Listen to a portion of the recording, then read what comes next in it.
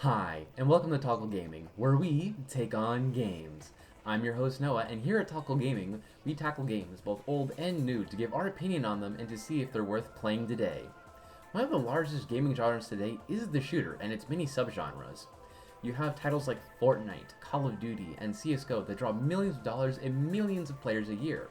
It's no mystery that shooters have become quite a cultural phenomenon within the last few decades. However, they didn't used to be this popular, and they didn't quite look the way they do today. Many shooters of yesteryear, rather, were platformers, one such successful series being Metroid.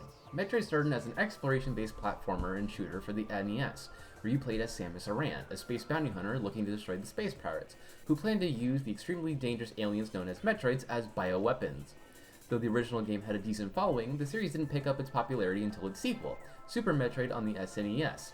Super Metroid had an expansive map, with many power-ups that carried meaning and utility, along with balanced gameplay, deep exploration, tough boss fights, and an amazing soundtrack that projected strong feelings of isolation and dread that made Super Metroid a near-flawless game. However, at the turn of the century, consoles became more powerful, allowing for games to make the transition from 2D to 3D. Like all things new, early 3D games were a mess, and the testing ground for what would become the modern 3D game design. It wasn't until 2002 when Metroid Prime was released, moving into the realm of 3D shooters, transitioning gameplay from third-person to first-person, becoming one of the early modern first-person shooters of its time. But how would the series hold up now that it was in 3D? The game received rave reviews, reaching near-perfect scores. Reviewers praised its great exploration mechanics, combat, and power-ups, and thematic soundtrack, but those reviews were made nearly 2 decades ago. With that in mind, how does Metroid Prime hold up today? We'll find out today whether the game still got it or if it's just nostalgia when we take on Metroid Prime. Space, a vast void that evokes the exploration and adventure of the unknown, as well as dread and fear as to whatever lies around the corner. Space is how we enter our adventure in Metroid Prime, with Samus landing on a space station over the planet of Talon 4. We quickly enter and learn the station has been taken over by space pirates, stealing the few Metroids on board. After a quick battle with the parasite, we quickly follow the space pirates and their current leader, a giant space pterodactyl named Ridley, down to the surface of the planet where our adventure begins to stop the pirates. As you try to cross the planet, you are only left to your wits and brawn to stop the pirates' plan. It's up to you and only you to save the day.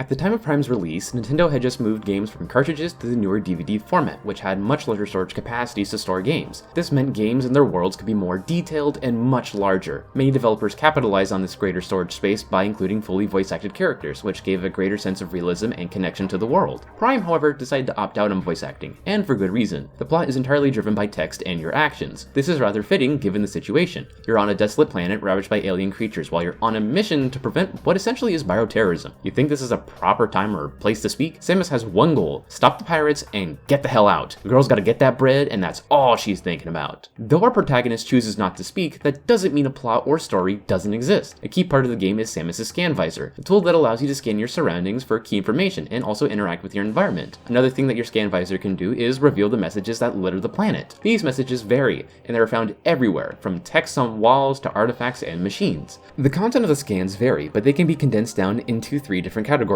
Chozo texts, pirate data logs, and enemy scans. The Chozo texts tell the downfall of the Chozo, a civilization that inhabited the planet only to become recently extinct. In every area of the game, you'll find little nuggets of information left by them as to the reason of their downfall and what your role is in saving the planet. You almost feel like a lone archaeologist discovering a civilization long gone. By all means, you could simply ignore all these scans, but the Chozo scans aren't necessary to beat the game. They offer interesting information to read, and they contextualize the world around you. Pirate scans are also present as you dive deeper into the world. These provide fun tidbits of what the pirates are doing with the Metroids and their plans to fight against you. These can be helpful in prefacing bosses and the enemies ahead of you. One other thing you can scan are the enemies you fight. By scanning your enemies, you're given a description of their species and morphology. You're also given information on how to beat them and their weaknesses, what tactics to use, and how you should go about it. This is especially useful in boss battles, as it isn't always clear what to do at the start. Though the game lacks a traditional story, Chozo texts, pirate data logs, and enemies build up the lore, and they are completely optional for players who are interested and invested in exploring the world around them. Given this is Metroid's first outing as a first-person shooter, Prime does a fine job in putting us in Samus' shoes. Boots? Suit? You get the idea. We get a front row seat to Samus' visor, containing all the important information for Samus herself and to us as players. We get to see the beams, the visors, missiles, and map. You even get to see her blaster straight out in front of you. It even has some cool effects as you charge it up. As well, there are a few minor details that are sprinkled throughout the game. Every once in a while, when you get hit by a missile or an enemy projectile, you'll briefly get a quick reflection of your face. As well, when you walk through a steamy area, your visor will fog up. Even when you kill some bug enemies, they'll splatter over your helmet. That's pretty neat if I have to say so myself. The presentation and all the little details help immerse you as Samus, showing the developers' love for the series, and I only have appreciation for that.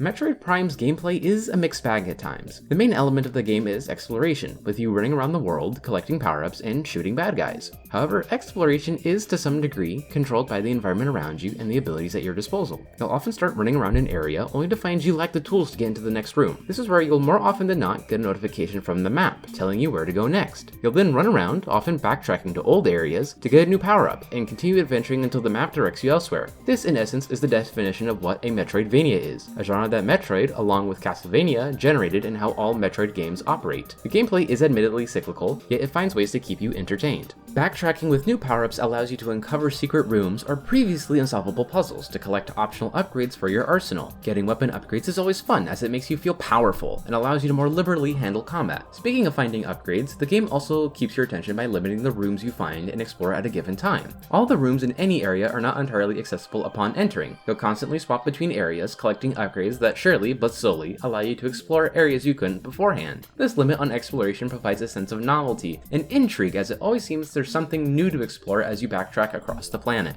As much as the game tries to keep things fresh, backtracking can feel quite fatiguing. The map, especially toward the latter half of the game, becomes quite massive. Due to the limited amount of paths between major areas, you could be backtracking for what is nearly 15 minutes, wearing out your patience rather quickly. While you're backtracking, you'll find yourself frequently checking the map, and it could definitely use some work. The controls are consistently annoying, the sticks don't feel like they're programmed correctly to comfortably rotate the map, and they just feel too sensitive at times. Additionally, the actual map is confusing to read. The rooms easily mesh together when viewing them. The sense of depth between floors isn't always apparent, and it's only exacerbated by the fact there is no compass or directional reference. It's not impossible to use the map, but it is quite unwieldy to say the least. Together, backtracking can be relegated as a chore at times, rather than an enjoyable exploration experience. With that said, the game isn't all about exploration. Platforming and combat are centerfold in the experience. The platforming in Prime isn't particularly difficult, it's mainly a lot of jumping between platforms. It isn't the pixel-perfect, mechanic-heavy platforming that its predecessor, Super Metroid, contained, but instead relies more on puzzle mechanics. Sometimes you'll need an upgrade to destroy rocks in your way, or activate hidden buttons to get to the next room. Puzzles are never too difficult, and the upgrades keep the platforming fresh.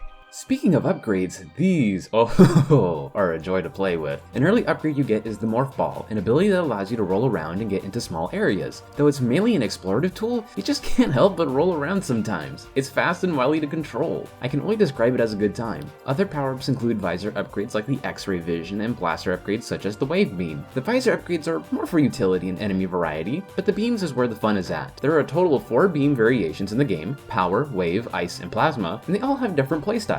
Sometimes you just want to batter an enemy as fast as possible with the power beam. Maybe you just want to avoid damage by freezing them in place with the ice beam. Though the beams may have purpose beyond combat, their general use invites varied gameplay and strategy that make using them fun. Now for the most interesting part of the game, combat. I have a love-hate relationship with this thing, but not for the reasons you may think. Combat for the most part is designed to be a straightforward run and gun. Early enemies can be taken out quickly by simply shooting at them. Enemies, as you progress, tend to develop some strategies and gimmicks to keep things from becoming stale, like only being detectable by infrared or being only susceptible to a particular beam. Bosses especially take advantage of gimmicks, but what would a boss be without them? Combat in the sense of how enemies are designed and how you're meant to take them down are perfectly fine. What I dislike, and I mean really dislike about combat, is the controls. Oh god. The controls. Prime being an early FPS doesn't have a fully controllable camera. Instead, you move using tank controls, and you can only move directly forward or backward at a time. If you want to turn, you have to pivot and then move forward, not both at the same time. To counteract your lack of mobility, the game offers you an enemy lock-on and camera control while standing still. This is fine for most of the game, but in some cases, it falls apart. Sometimes you'll be crammed in a poorly designed room with walls everywhere. You'll be constantly bumping against the walls, opening yourself up to enemy attacks, causing you to take unwanted damage. Another common scenario is when you're facing enemies, especially bosses and large open spaces. You'll be hopping around the room locked onto your foe when all of a sudden you do something causing you to lose your lock-on ability. You then are disoriented, rotating slowly to find the enemy where they can sneak up on you and attack. Another problem in the open space scenario is your lack of awareness. Because you can't easily look around at your surroundings, you may end up taking damage from an unseen obstacle or enemy. You may even fall down when you're not even looking or paying attention. If it weren't for the lack of camera control, the combat would be great. I really do like this game, but the controls and camera just put a huge damper on the experience that could potentially turn people off. It's not a total turn off, don't get me wrong, but it shows that Prime hasn't aged perfectly well, and that it isn't as perfect as its initial reviews made it once seem.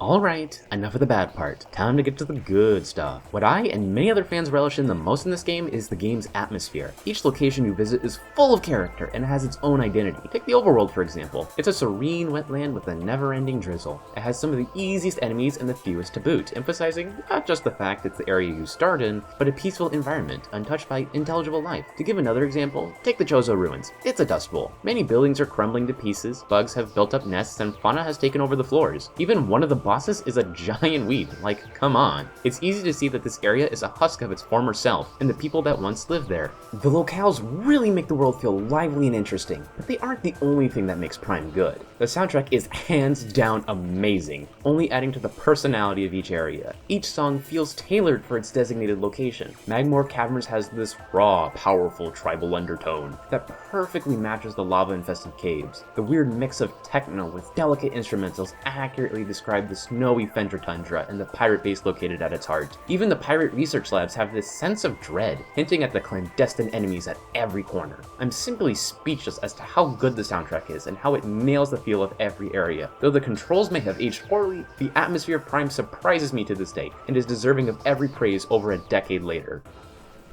Metroid Prime is quite the interesting title. It's an exploration-heavy game that leans greatly on its atmosphere and its well-thought-out game design, subtly directing you back and forth its vibrant worlds, continually making the game feel fresh and fun. However, the game does have its flaws. The lack of a camera control is atrocious. Controls aren't always fluid, and level design can be rather poor given the circumstances. Given that these sins of game design are with you for the majority of the playthrough, I fail to see how Metroid Prime received nearly perfect reviews at its launch. All in all, Prime is not a bad game. In fact, it's a good game, and that's all it is. There isn't anything that makes it particularly stand out above the rest or gives you that sense of, I need to play this. It's an enjoyable experience and worthy of its following. In my opinion, this game fairly deserves 4 out of 5 Morph Balls. I recommend playing this game if you're looking for a new experience or something different to play. There are a few games quite like it, and I wish there were more of them. Thank you guys for watching till the end. If you liked today's video, please leave a like, comment, and subscribe for future content. If you have any suggestions as to what I should play next, drop a comment down below. Thank you all for watching, and I'll see you all next time.